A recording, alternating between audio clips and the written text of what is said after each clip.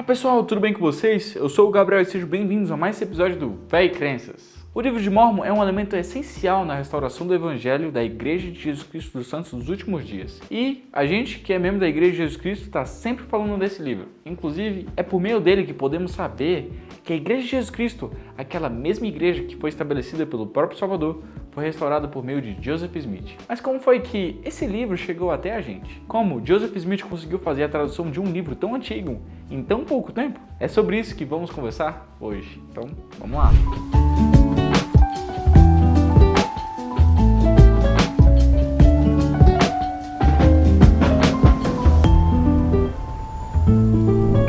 Começou em uma noite em setembro de 1823. Joseph estava orando num pequeno quarto quando um anjo chamado Moroni apareceu e disse para Joseph que Deus tinha uma obra a ser executada por ele. O anjo explicou sobre um livro escrito em placas de ouro que estava escondido e guardava a história dos povos antigos que habitaram as Américas. Moroni também falou onde o livro estava e que Joseph teria o trabalho de traduzir o livro de uma língua antiga, que é descrita no próprio livro como egípcio reformado para o inglês. As placas de ouro foram entregues para Joseph em setembro de 1827, 3 anos depois daquela primeira visita de Moroni, e logo depois ele começou a tradução. Na época, Joseph era bem jovem e tinha pouco estudo. Alguns estudiosos da igreja até comentam que Joseph mal sabia ler e escrever. Por isso, muitos se perguntam até hoje como ele conseguiu traduzir um livro com mais de 500 páginas, diversos capítulos, histórias cheias de detalhes e complexas e inspiradas. Não dava para fazer isso sozinho, então do mesmo jeito que o Senhor revelou suas verdades para profetas como Moisés, Abraão e outros, ele falou com Joseph e o guiou durante a tradução. Para ajudar Joseph, o Senhor preparou alguns instrumentos. Um deles foi guardado junto com as placas de ouro e é conhecido como os intérpretes, ou o nome mais usado hoje, Urim e Tumim.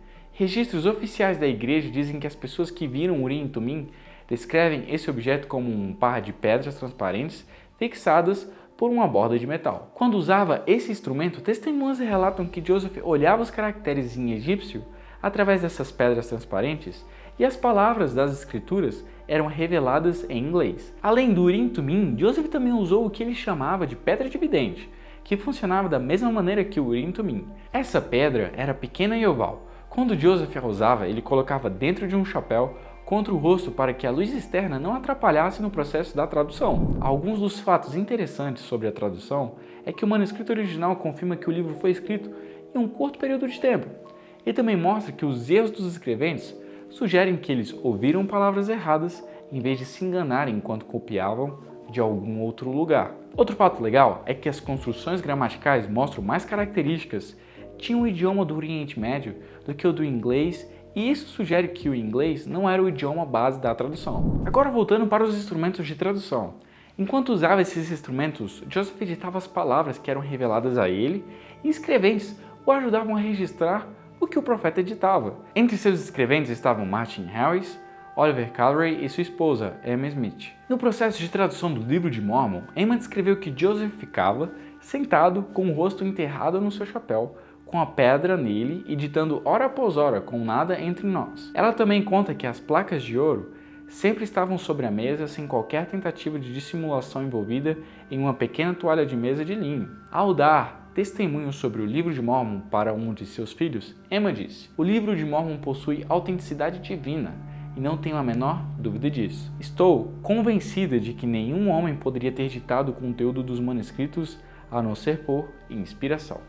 Quando lhe servi de escrevente, seu pai, Joseph, ditava para mim por horas a fio e, ao voltar das refeições ou outras interrupções, ele retomava o trabalho exatamente onde parara, sem nem sequer olhar o manuscrito ou pedir que lhe lesse algum trecho. Sempre que questionavam Joseph sobre como havia traduzido tais placas de ouro, ele sempre dizia que as traduziu pelo dom e poder de Deus. Ele nunca deu mérito a esses instrumentos ou explicou exatamente como eles funcionavam, mas sempre afirmava o mesmo. Aquele trabalho tinha sido feito pelo dom e poder de Deus. Não se sabe ao certo como essas pedras funcionavam e pode até parecer estranho usar pedras misteriosas dentro de um chapéu, mas O que podemos ter certeza é das verdades contidas nesse livro. É impossível ler o livro de Mórmon e não aprender sobre Jesus Cristo, impossível mesmo. Qualquer pessoa que tenha real intenção em seu coração de aprender sobre o livro de Mórmon e saber se esse livro é autêntico, encontrará a sua resposta. Quando a gente lê, sente a verdade nas palavras, nas histórias dos profetas e das pessoas que estão retratadas nesse livro. Sentimos o amor de Deus pelos seus filhos naquela época e agora.